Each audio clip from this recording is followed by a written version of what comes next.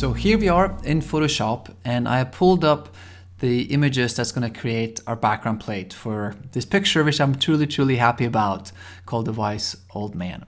So the top row is a long stitch of the background plate. Now, I usually don't do as many as 4, but again, I shot with a slightly longer lens this time and wanted to capture this whole scene. So we have 1, 2, 3, and 4 images that will be stitched together into our base background plate.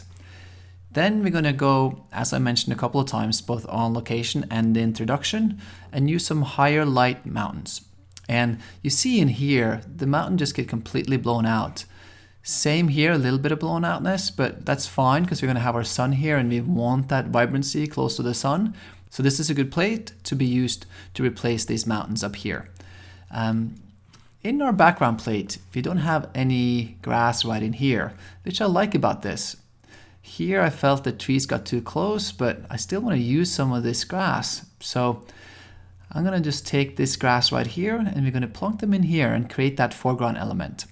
And then there's our sky. So background plate, new mountains, a little bit of foreground grass to create depth, and then our sky to come on top. And that's what we're going to accomplish right now.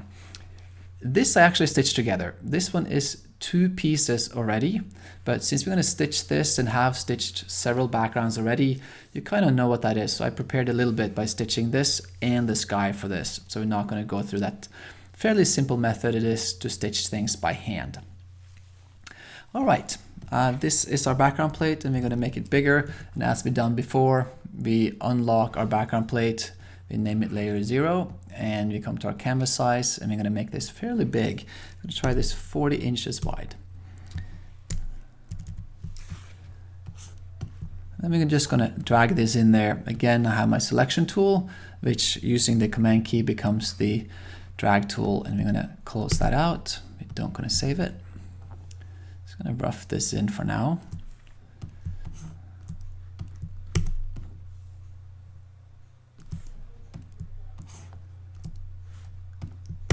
And there's our lovely sun flare. All right, I probably have to expand my canvas here, but we'll see how it goes when I start putting these together for real. Again, taking this about 1/3 in there.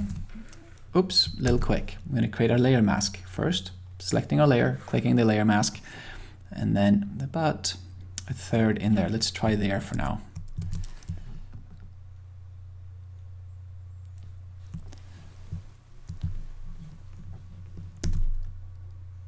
I'm going to rotate this a tiny bit counterclockwise. And the reason for me doing that is just looking at the mountains and the horizon line right in here. Yes, this swings a little bit, but still this seems a little bit crooked. So we turn it a tiny bit counterclockwise. We look at this line and we line it up as well as we can. I'm going to turn this on and off real quick. And this seems really good already.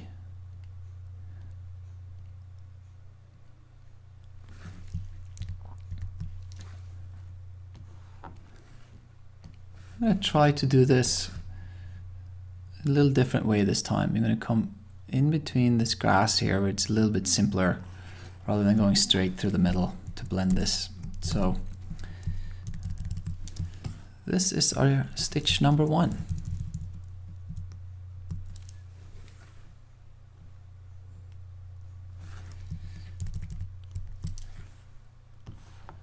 Again, I'm turning it on and off to get a sense of how they line up. And I'm going to turn this even a little bit more counterclockwise. There maybe. And we're going to make it a tiny bit bigger. And I think that's close enough. Then our blend layers are going to come in. Now you see there's a little discrepancy here. If we zoom in between the shadow density between the left and the right panel. So we're going to line it up a tiny bit better right there. Now it's even hard to see our line through the landscape.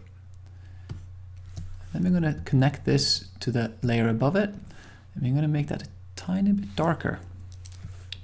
And turn that layer on and off so we could see, and right in here you see that we have lined up those two landscapes a tiny bit better. So I'm going to call that for blend. If this goes a little bit fast, I apologize. I hope by now that you have seen the other images, that you have followed sort of the introduction, and then the fashion story, then into the crash, and then into the open vista. So I'm definitely feeling like I'm moving a little bit quicker this time, but I also don't want to bore you with doing the same stuff over and over and over again. Where this learning truly is when you take your foreground element and stick it in here and make your own backplate together with me. I think that's when you really get to learn this process, not by watching me doing this repetitious stuff over and over, but when you get your hands dirty and really when you do stuff. Because as they say, when you do understand. So excited about this, really, for us working together. So again, turning this on and off, and we see there's a little bit of discrepancy in this. So we're going to come in and do a little bit better job at the blend.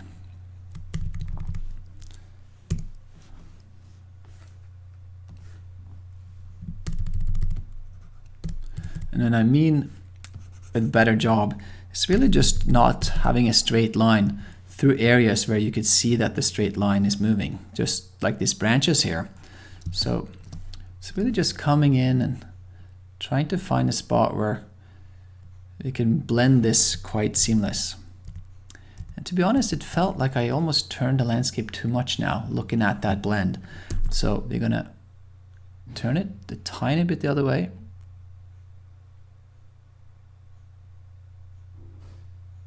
About there, and maybe make it a tiny bit bigger. I'm doing this by hand here, but also up here you could set this, right?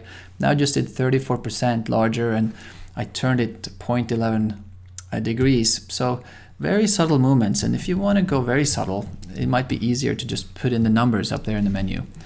But let me see now. Yes, this feels better. So now it's ready to just come in here and make sure that we don't have any crazy lines that don't line up as we go through the landscape.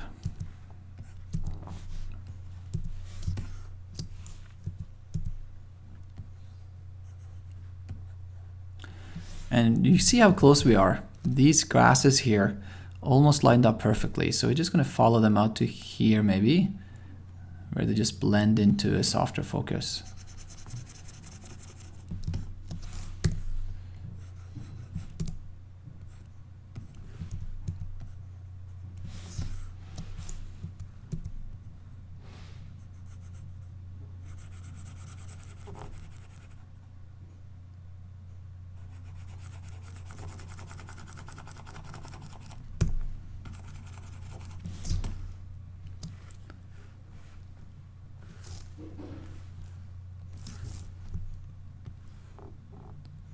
Just going to help myself so I don't have to brush as much, and just maybe try to connect things this way right here.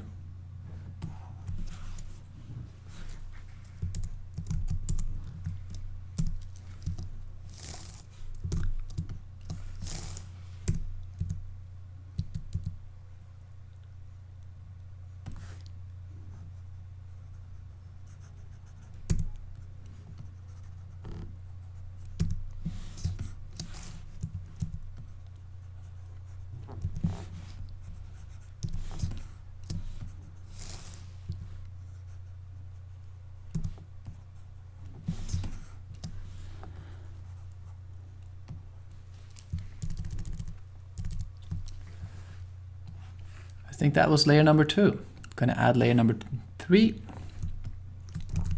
Wrong layer. I'm going to select layer number 3. Again, we add a layer mask, come into it about 1/3.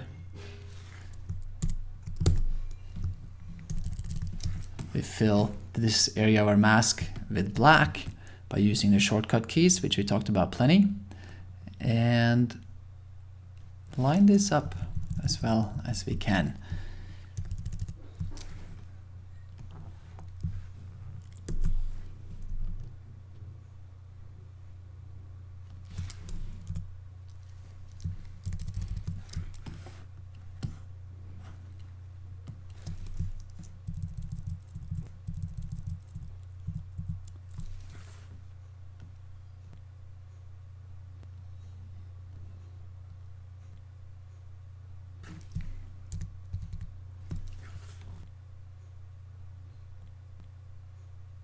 So what I'm going to try to do now, actually, instead of turning this counterclockwise to fit, I'm going to try to move these two layers that we started with just a tiny bit clockwise.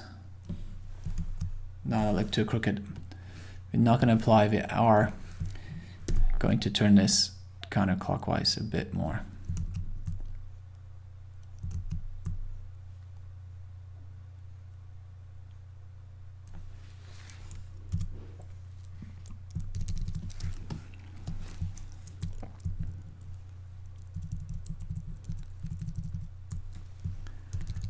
There might be a different level here where it connects a little bit better. So I'm going to come in and add a little bit more of this image. So let me see there.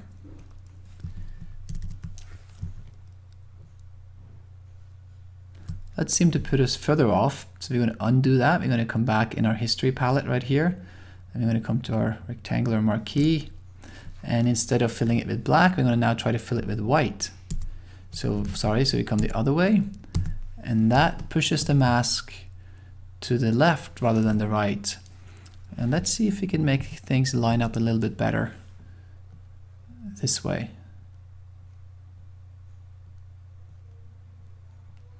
Seems like we have some good distortion here. So, and it seemed like we were in a good place where we were. So I'm going to continue working with that mask that we had.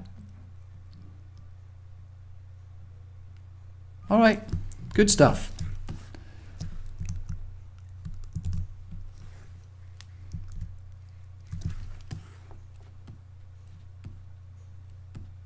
So in cases like these, if you did this using an automated software that would just find the right pixels and stitch it together, these files would start getting awfully skewed. So instead of starting to skew these to fit and distort perspectives and all that, I'd like to keep that volume in the landscape, and we're just going to go in and paint. Find something that feels organic to the eye, just start somewhere and let that be the way we blend it, which I'm a big fan of. You got to find your way, obviously. So this is my process right here, just again doing some organic lines that the eye won't catch when it look at the photograph.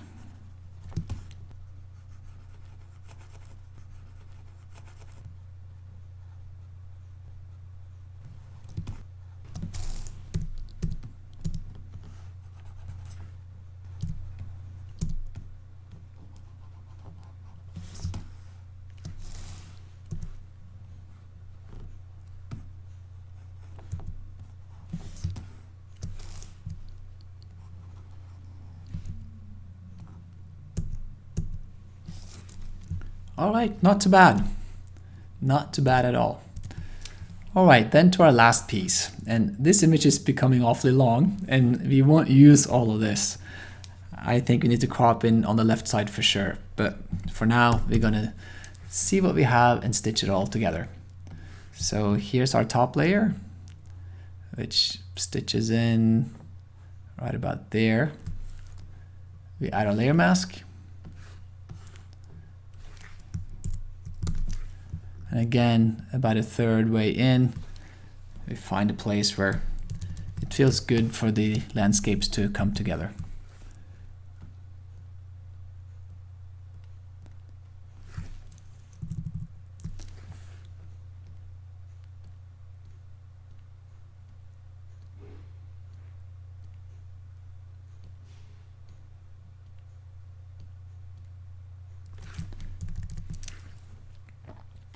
So we're really close in this. I'm going to rotate a tiny bit. Make it a tiny bit bigger. And I think that will set us up. Again, coming into our layer mask.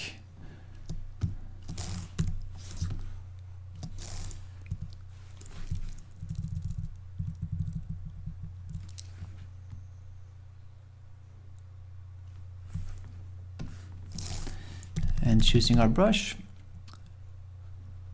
and we just start painting in.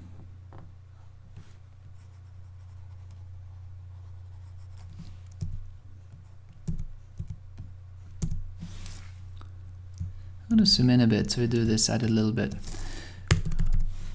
higher resolution. I think 100% is fine.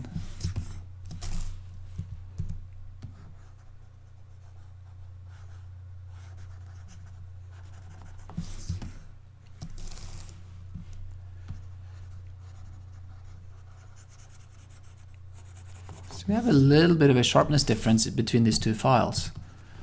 And again, when I look at files like this, it sort of baffles me a little bit how one can be so different from the other. But it's probably just a tiny bit of camera shake, or maybe the little bit of a shutter issue to it. So there's two ways to go about this, and that is to use as much as we can off of this left side frame, or go into the right side frame and try to sharpen it up a bit. And it feels sharp enough to crispen it up to this level. So we're going to come into our filter, we're going to go sharpen and sharp mask, and I mean, that's not terrible. It seems pretty right on already. So that's a little bit more sharpening that I like, but in the end, if we're going to add more grass to this area, we're going to put in the train tracks, and it's going to be so much going on here. I'm not sure if we're going to focus too much on the grass. This is our magic panorama from beautiful Bishop, California. So we're going to call this our background. I'm going to call it Backplate. So just want to look at the density sort of differences in these landscapes. So I made this second panel a tiny bit darker because of the mountains. So that kind of affects the third too, which seems really similar but almost lighter. So I guess we're going to copy our blend layer and see if that will do it. So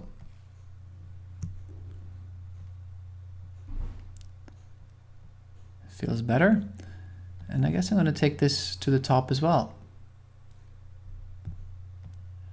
So in some ways now I have 3 layers making all these darker, and I could have made this left side brighter, but intuitively looking at this, it feels a bit bright. So it's easier for me, or the process of creating this picture is easier to turn things darker right away, rather than making brighter layers and then later on start making them darker on top of the brightness layers. So made the top one here even a little bit darker than the others, and I now feel we have fairly seamless transitions between all the images. So we're going to expand our canvas upward for this guy and make this maybe 20 tall, and then there's no reason to carry a lot of extra pixels here, so we're just going to delete some of these. Let me see there.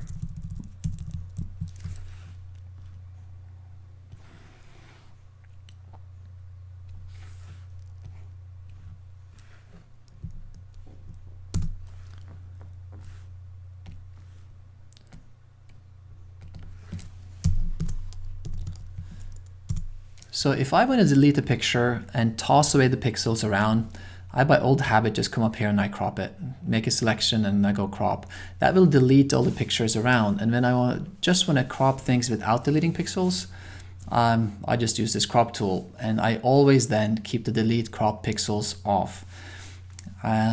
This is just doing it 2 different ways for me to make sure that I never go ahead and just unintentionally delete pixels that is outside of the crop, because it's super important to have. You never know if you come back, especially working for a client, if they want a vertical picture and then they come and say, oh, could we make this a horizontal, for instance, and then you have cropped the things out and you need to start over. It's always better to have all the information and contain all the pixels within the file. So that's why I do this in 2 different steps. So for me, it's always clear which process is which.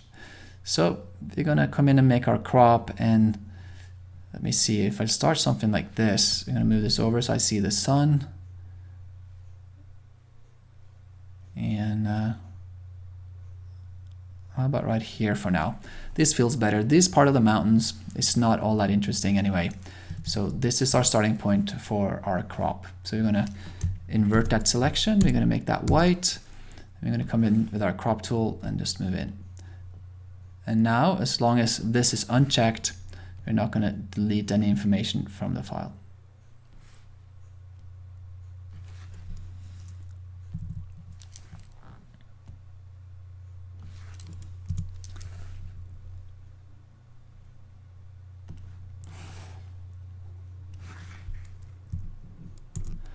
The first thing you're going to do to this background layer is to add a little bit of contrast.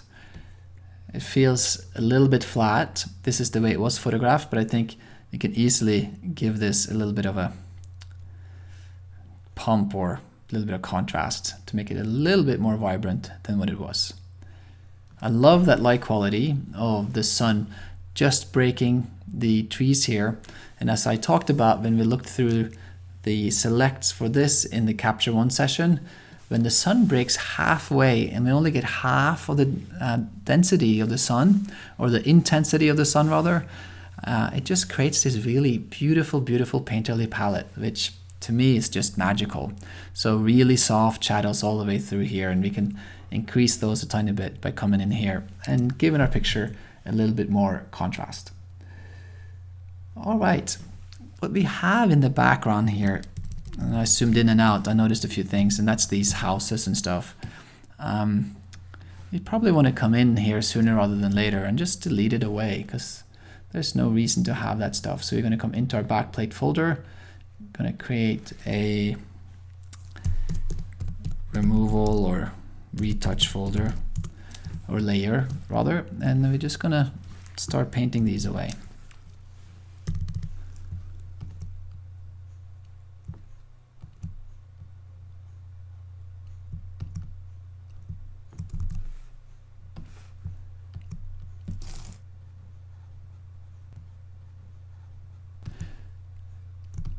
So you saw me changing there between the healing brush and the cloning tool, and they do slightly different things.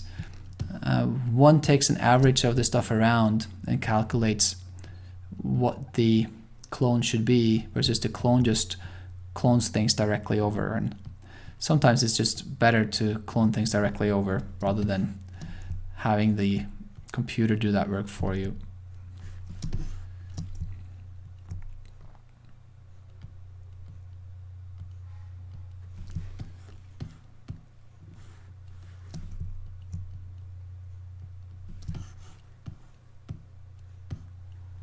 Have a lot of stuff going on here. I'm not sure if you'll ever see it and how important this is to remove, but I'm going to remove some of it for sure.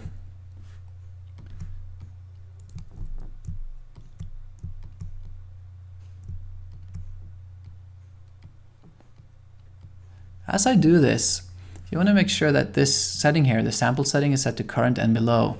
This allows me to do all this retouch on a separate layer and have complete control if I want to change it, remove it, or do something with it later. Instead of, a lot of people just copy these layers and clone and retouch on a separate full layer. That will create a massive, massive file for you, and it's not as easy to modify them. So it's way easier to just do it on a separate layer and make sure you have the current and below checked.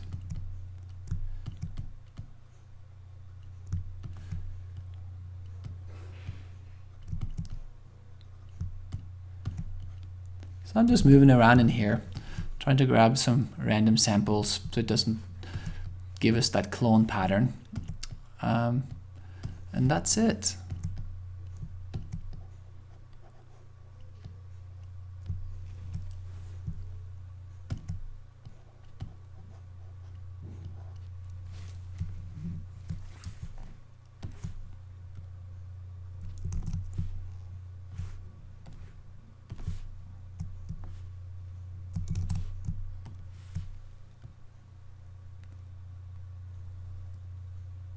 So here I first went in with the healing brush, but as it samples, it gave me samplings of green trees and stuff, so I came back in with a direct clone brush and took some of that out. All right, so that element is now gone, and we're going to try to add another element before we move forward. I'm going to call this for contrast, and we're going to drag this layer in here. And I don't think we need all this information. We sure don't need this stuff at the top, so we're going to just delete that out of our frame. And we're going to just line this up roughly where we want it. About here. And what's quite lovely here, to be honest, is that underneath, not only is it empty, but neither does it have any sun. So by putting this in here, we can blend in here in the shadow areas and maintain just the sun on the top of this grass. And it just will create this beautiful, beautiful, I don't know, ethereal idea of this grass and the wind with the sun on top. I love this stuff. So we're going to put this in there. We're going to call this for right side grass. And as I showed you when we went through the Capture One, this has a different contrast to it for sure. It's definitely a higher density contrast, and it also sits a little bit apart in color. So we're going to take a look at this. Now, I like this warmth and I like this green. So maybe I'll meet in the middle. Instead of making this all green to match this, maybe I'll make this a little warmer and then have this come a little towards the tones of this, and we blend them in the middle. So let's just try that for a minute. We come in here again, all color, all contrast is set with curves. And we come into our red layer. I'm just going to push that up a tiny bit. There. We're going to call this color. And then for our grass, we're going to come in, and this will be a blend layer where we're going to try to do both contrast and color on the same layer. So I'm going to push this up like this maybe. Again, if you want to create more contrast, we create an S-curve, and less contrast, we do an inverted S-curve. And you can see how, well, that's obviously extreme, but how little contrast there is there. We completely open up the highlights. So we're just going to do this subtly like this. And then we're going to start blending it in. We call that layer blend. Maybe we'll add a little bit more contrast, a little less of that, and maybe a little bit of cyan in there. So they tie together a little bit better before we start.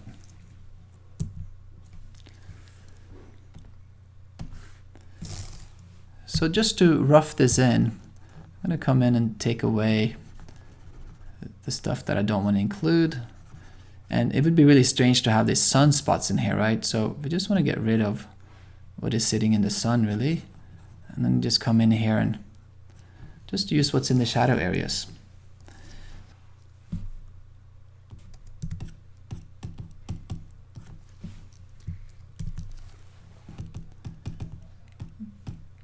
Gently brush this in like this.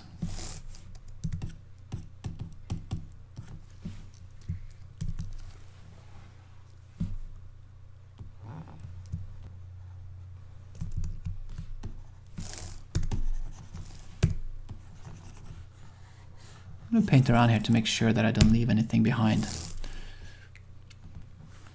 So now that we took the sun away and we only sit here with the shadow, you see that I got a little fooled there.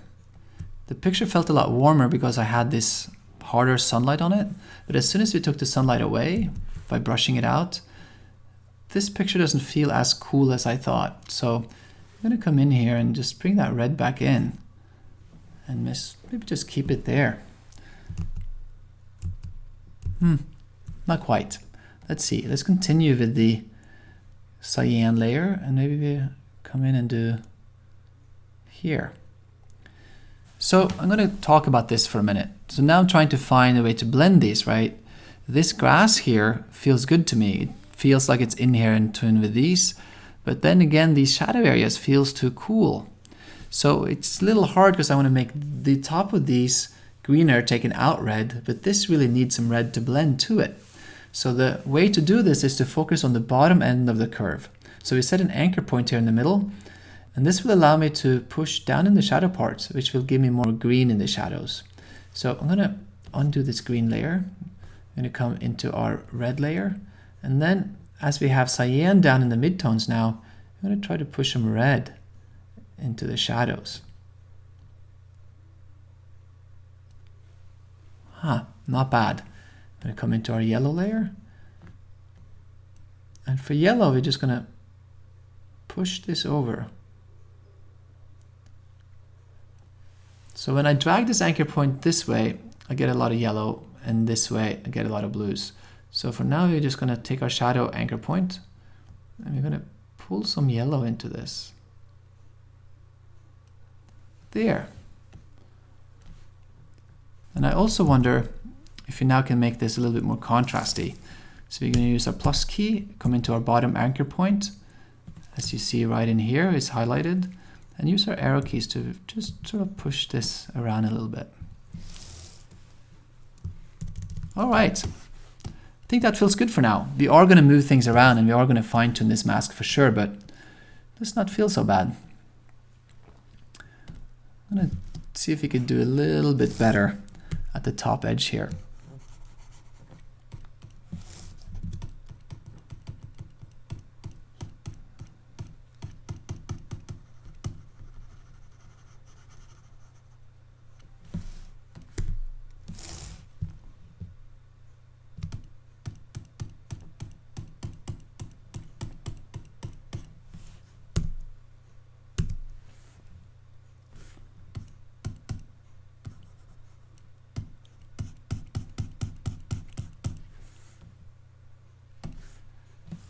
So again, I'm just exploring, trying to find out what I would include and what I would not include. This looked cool to include, but I can't really because there's all this sun hitting down here on the ground, and that will just make for a really messy composite. So I'm going to make sure that I sort of brush these out completely. Maybe a little bit in there would be okay, but we don't really want to see that.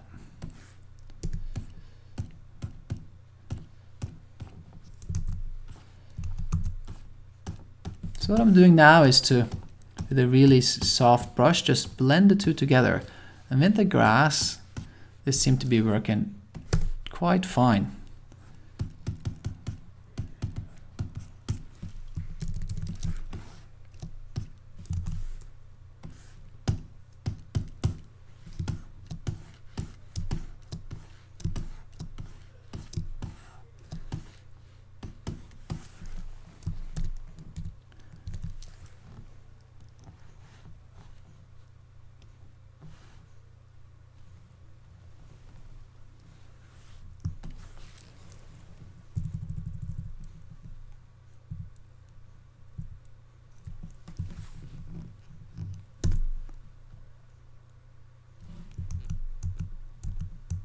I'm going to turn that a tiny bit counterclockwise.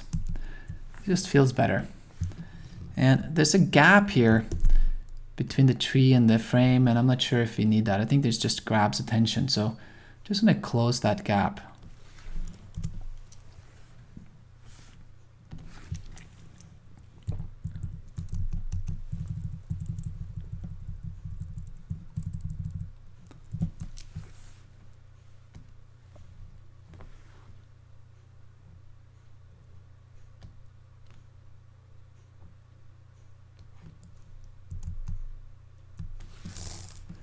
I'm now just exploring a tiny bit my judgment there on the warmth and the shadow, and I think we can keep some warmth but overall add it more cyan, so I'm just pushing these down to more cyan.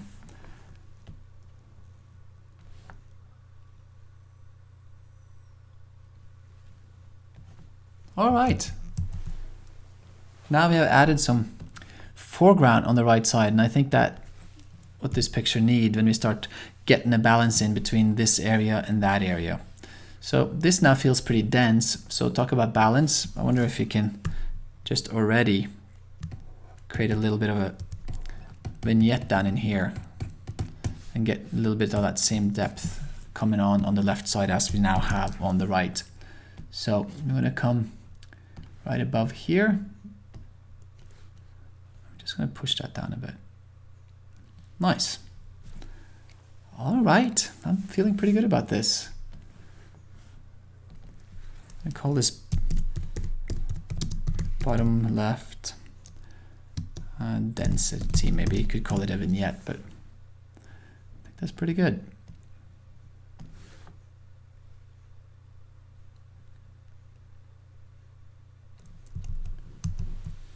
Fine-tuning a tiny little bit, but I think this should be like a little bit denser, a little bit more contrast there. All right, I think we're ready for our next piece. So we're going to come up here and find some more under windows, and we'll start with the sky maybe. Again, as I mentioned, I have stitched these two together. It's a left side and the right side, and I try to blend these as good as I can for now, and we'll maybe revisit that in a minute. Okay, here we are. Fun, fun, fun. We're going to put this on top here actually. And maybe we'll take this right side grass and we put it in a folder as well.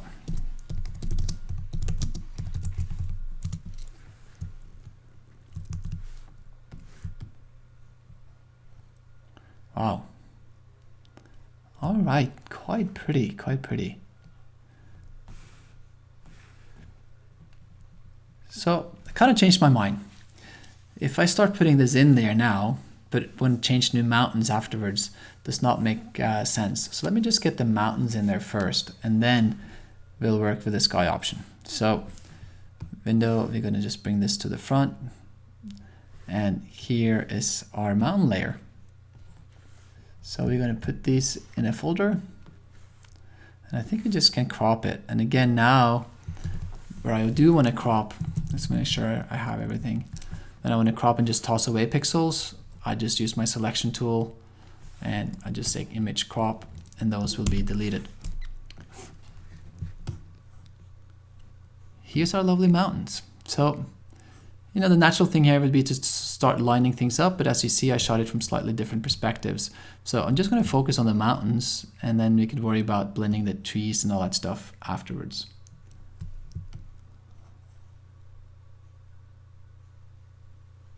So I'll start by lining up the horizon lines, just about there. And obviously it feels more red here and more green underneath. So I'm going to come into our mountain, put that on normal, and then it will allow us to do these adjustment layers without it affecting the stuff underneath. So I mentioned there both red and green. So what I mean is red and cyan, and obviously green and magenta. But the two are in families or opposite families to me, so I speak to them mixing them up a little bit, so I apologize for that. But I think we'll start with the green, and we're going to pump a little bit of green into it. Just about there. Call out for color.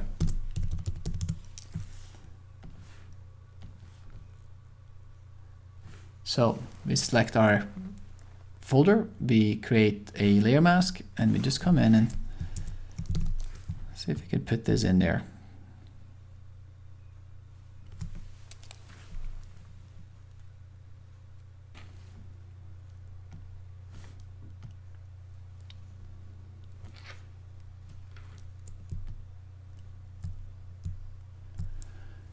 The next step in this would be to make it a little larger. As we see, we have some discrepancy here between where the mountains sort of line up, and we definitely want to come in, if not over the sun, maybe right in here somewhere to line these pieces up a little bit. I like that this mountain comes straight up here. So if you bleed the sun in this, and we can maybe stretch the mountain out a tad, I think we'll be in a pretty good place. So I mentioned this before. Now we have a massive file, 189 megabyte at the bottom. So instead of expanding this file, I'm actually going to leave this alone for a minute. I'm going to say don't apply. And we're going to take the stuff we have underneath, and we're going to shrink this down. I'm not going to shrink the sky quite yet, so maybe the sky can stay as is. But we're going to take the grass and the backplate, and we're going to shrink this down.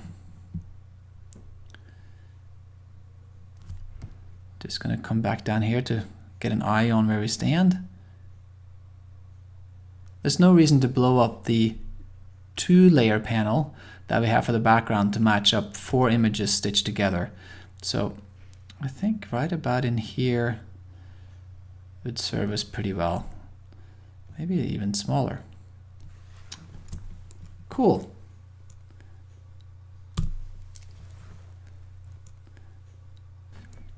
I did not include my crop layer here, so that just got to follow in as well. So we come in here about there. Maybe I'll just keep on going here till I get straight in here.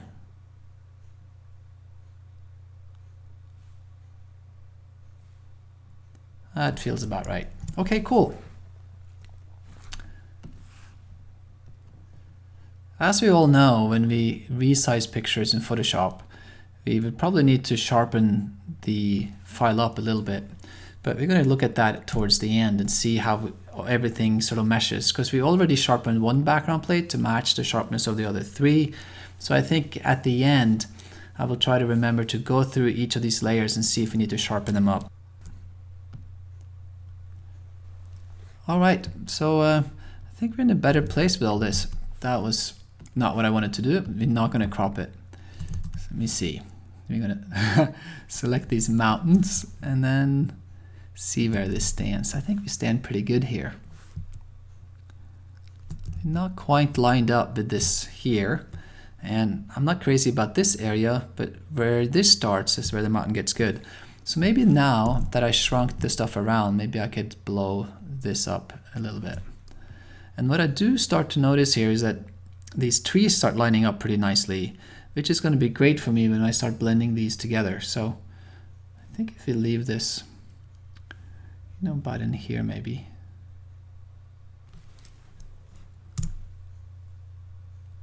Like that. Okay, we're going to try to blend this in there, and a big brush for sure to start it off. As we see when you turn this off, the mountains and the stuff behind here is completely blown out by the sun. So I'm just going to do this here too, and the finger can just go away. And I explained this earlier when I was on location. The reason I have my hand there is to block some of the flare coming into the camera, and I always shoot these pictures with the flare like I do now, and then I put my hand all the way in there to block the sun, and I get one picture without flare. Obviously my fingers will be in it, but I don't get the flares that sometimes just spills into the frame, and you know, it's not always that beautiful to look at. So let me see, we're going to dive into it.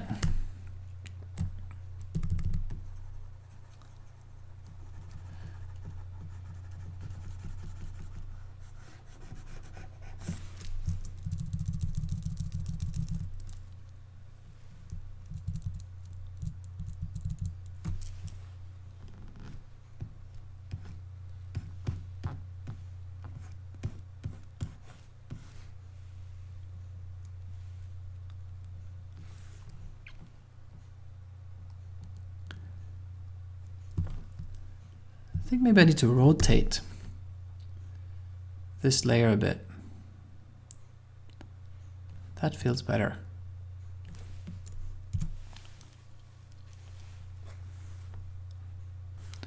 So obviously there's going to be some blending here for us to get these layers to sit beautifully together, because they don't line up quite perfectly on the perspective. But already I could see that I could use some of this top of the trees to blend it in, and you know, maybe we'll mask some out. Okay, as I don't really know where the pieces are going to line up quite yet, I think this is probably good enough for now. Let me do this. I know I rotated this mountain, but maybe I gotta take it back. I think I did it a little bit too much. I'm gonna take it back a tiny bit. That's starting to feel pretty good with the horizon line. So we're going to enable that again, and there we are with new and improved mountains. I like the lightness going on here, but I sure don't like this blown out effect. So maybe it's a matter of creating some more contrast in our background mountain to make that happen. Again, I don't want to take this to finish because I don't really know where these other pieces are going to fall yet. So I think I'm just going to try to bleed these into each other for now.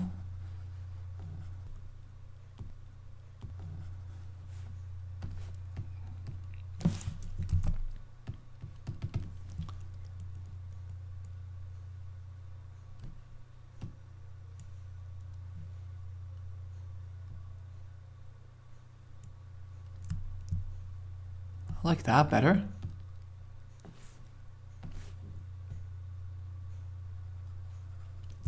Huh. All right. I think that helped a little bit.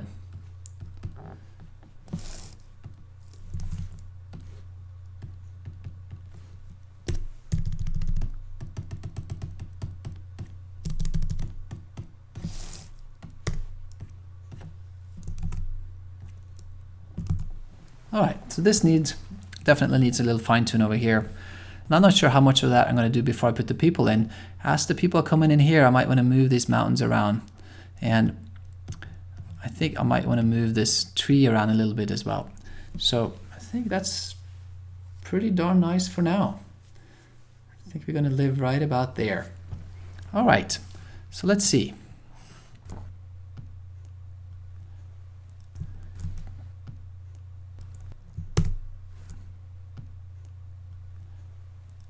So now, let's see. We have our sky option, and we're going to put that on top of the mountain. And here's our beautiful, beautiful sky. Okay, so let's just rough that in there for now. Again, since I don't know quite where I'm going to put the mountains, I'm a little reluctant to do the sky, but we're going to rough it in there. So let's see, there's two ways to do this. And I think for this, I'm going to put the sky underneath the mountain, which will then allow me to move the mountain around freer than if I had the sky on top. So we're going to put the mask on the sky just loosely in the middle of the mountains like this. Hang on. Mask first. Hang on. We got to redo this. We're going to deselect. We're going to create ourselves a layer mask, and then we're going to put a mask right through the mountains. The only reason I'm doing this is that we don't want the sky to spill down underneath there like you just saw. And right in here, we're going to mask the sky away like this.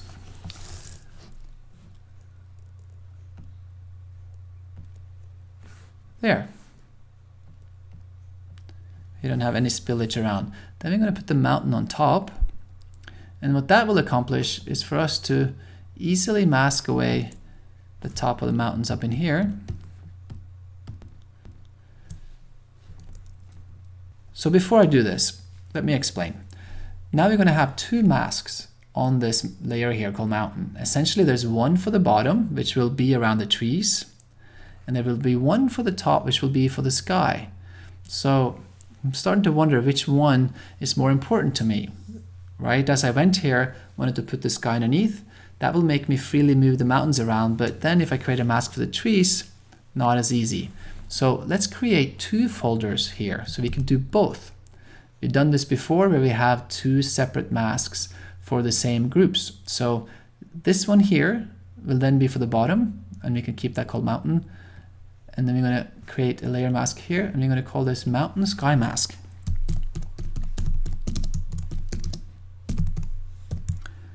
What this will do is that we could come in here and select this and move this freely around and still have the mountain sky mask intact, and we can undo this, and it will give us more liberty to move this around without messing with the sky and this mask. So that's what we're going to do right now. I'm going to come in here and then just use our magic wand, which we have used many times before in selecting skies. I'm going to turn off the sky option here, and we're going to turn off our mask so that we could select all the way out to the edges here. And then we're selecting our lasso tool and holding down the shift key, which will allow us to add to the selection that we made using the magic wand. And then we're going to come in here and make sure that we have a decent, this we're going to include, come in here and check that we have a decent mask. And it does look like we're pretty darn good. I'm going to exclude some of these snow-capped mountains in here, making sure that everything sits finely along the ridge of the mountain.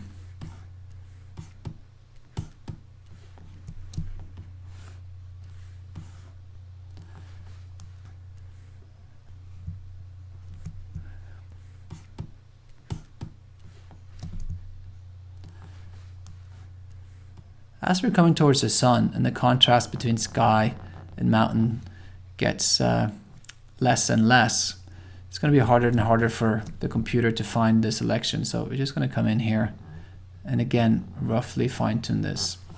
As you saw me do, and I tried to blend this roughly in the beginning, we're getting a really soft brush. So this might go away anyway and bleed into the highlight of the sun. But there we are, having a decent sky mask. And I'm going to come in here and I'm going to fill this with black. And now there's nothing that belongs to the mountain that sits on top here. Hang on. forgot one very important thing. I just filled this without feathering my magic wand tool.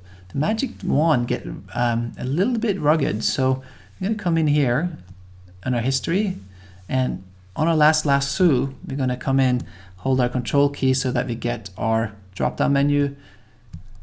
We're not going to do that. We're not going to cancel. We're going to feather our selection. And I think 1 pixel is probably good because the mountains were a little softer, not as crisp as a 0.5 for instance. Now we could fill this layer, and we can do it a couple of times. As you know, as we fill this more often, or we brush an extra time or two, it will bleed into the selection a little bit more. So let me see. I can do that one more time. It crispens it up a little bit. And that's our selection. Now that we turn on the sky will beautifully sit underneath, and we can move the sky around as we want. I'm going to undo this and select that, and now we can move our sky where we want it, beneath the mountains. Okay, so we have accomplished a couple of things. Doesn't look so great right now, but at least we're getting closer to where we want to be when it comes to this. Now, looking at the sky behind, this feels fine, but with the sky behind it does not. And there's two ways to blend this, right? We got to add highlights to the sky so that it meshes with the highlight we have on the mountains. But we can also make the mountains a little darker to tone this down a bit. And I think that's something we need to do. So we're going to come into our mountains, and we're going to make a contrast layer.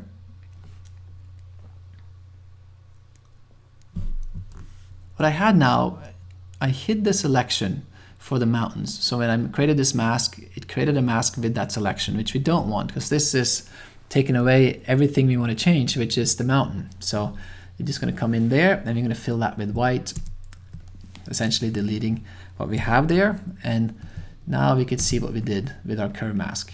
So I think I'm going to do something like that. Feels a lot better in the mountains right away. I'm going to call this contrast.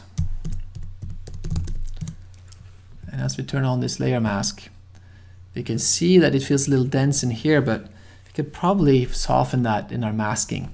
So if you can take a really smooth brush, we could have a softer contrast in the transition, but still keep some of that density over up in the mountain, so it blends better with the sky that we're going to add a little bit later. So yeah, this mountain, if you're going to use this to blend, we don't want this contrast in there, so maybe I'll come into the contrast layer and I'll take away the contrast right in there in our mountain. I'll do this a little better, right, like that. I'm going to redo what I did up there, bring in some of the tree. Cool. Obviously this does not look good yet, but it will be. When we are all set and done with this, I'm going to blend and massage these trees and edges and mountains so they just look beautiful together, for sure. Okay, not too bad, not too bad. And then there's the sky. As I mentioned right away, this sky has to it has to have a little something that blends better along the horizon line. So we have cheated this sky a little bit. I had a little trouble finding the perfect sky for this. I want the sun to be vibrant, I want the sky to be vibrant, but I don't want, again, sky to take away from the story, to take away from the people. So I found a sky that is taken a little bit later in the day than when the foreground is taken. So essentially the foreground is taken right as the sun dips behind the horizon. The sky is taken right as the sun has dipped and the sun is hitting just the top of the clouds.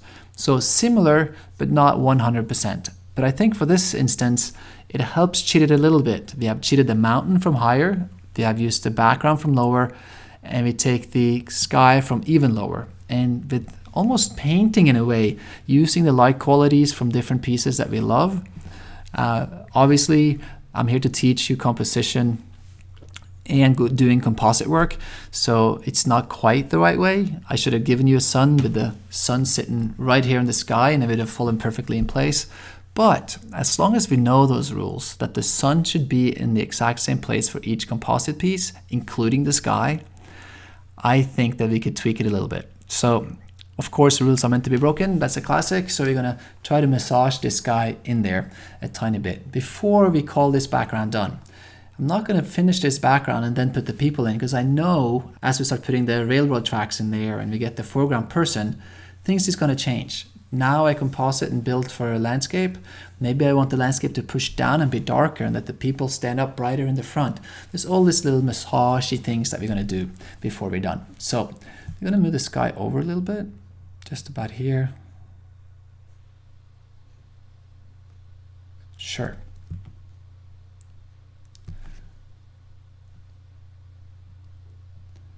So one thing that happened now as I masked out my mountain, so I took away the blue tones that are happening in here.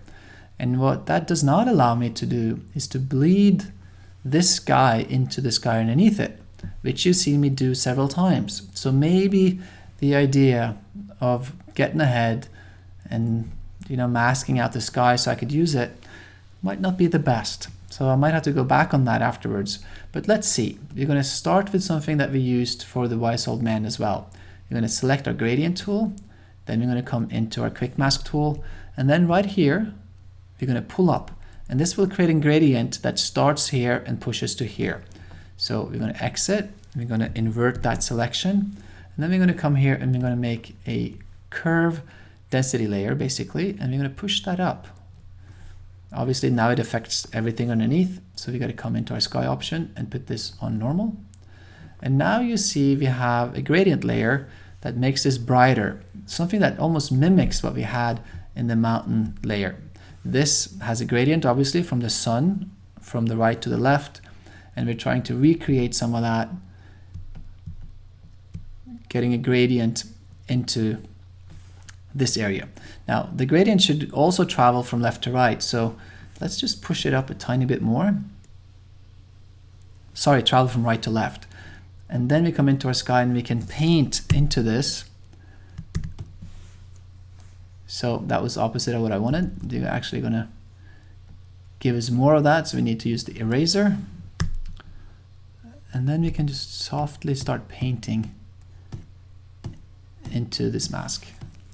Now another thing to this, I think I'm just going to paint on this mask here because we don't want these power lines in there. There's no reason to, and they can just blow out just around the sun and we can help work on that contrast. So let's just work on that for a minute. I'm starting to think that me putting the mountains on top of the sky is a bad idea, but for now I think we're going to leave that and we'll see as we go along if it is a terrible idea or if it's not. So I'm going to put that right there.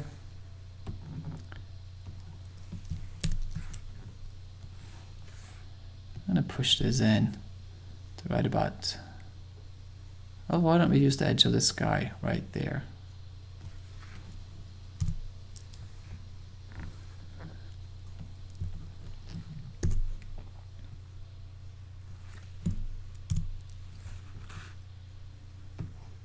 So I'm making my sky a little bit bigger. And then we're going to push our crop upwards as well. Let's give this picture a little bit more air, at least for now, till we know what it's going to feel like when we get the talent in there. So now that we made our sky taller and we made it a little wider, we can come in and crop this out. So before we say that this background is over, we're going to use the color fill layer, which I mentioned over and over and over again, that helps massage the pieces together. And I think before we start fine tuning, there's a discrepancy here now between the top, the middle, and the foreground.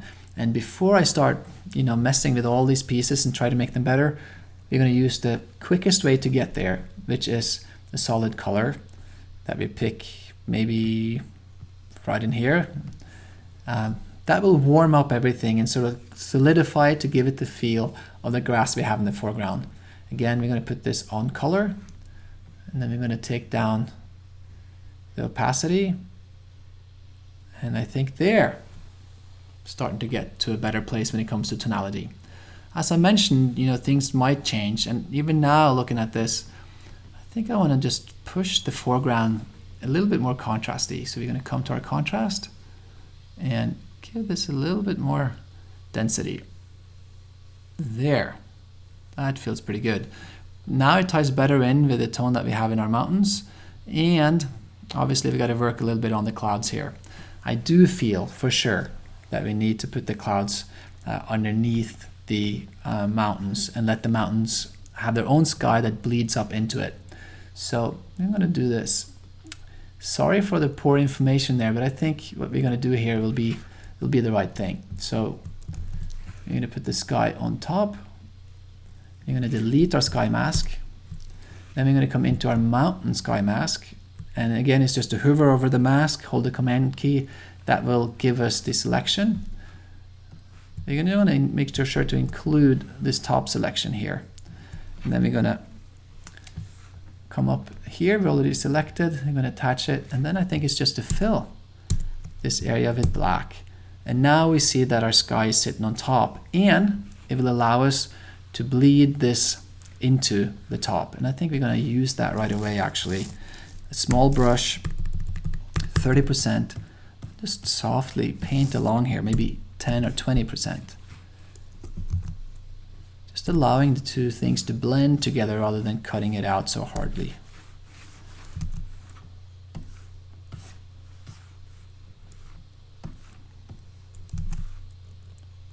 Let me see. Yeah, feels a lot better right away.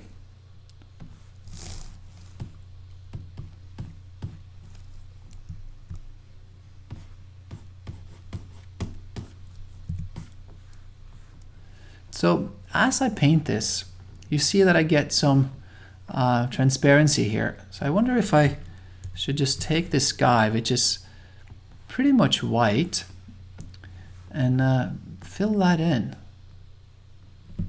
Oh, what I didn't do was to delete this sky mask. I need to do this. There, now we have some tone in it. Here we don't have tone, and this is where we get the transparency. So I think we're going to come in here, and we're just going to create a layer called Sky Cover.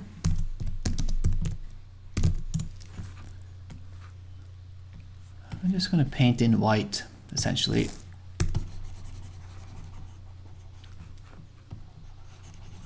Like that. And now I have a mask covering up my finger. Now you can just paint that in maybe. So we do this. And this. Oops. Come to the sky cover and we paint this with white. There.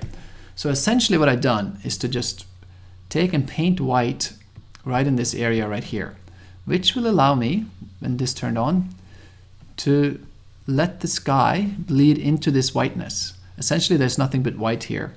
So I put the sky on again, and when I create my mask, I can just paint on this and let my sky, which has some yellow tones to it, just bleed into the white underneath. Cool. So we're going to work on the sky a little bit, just to massage it in there before we move on.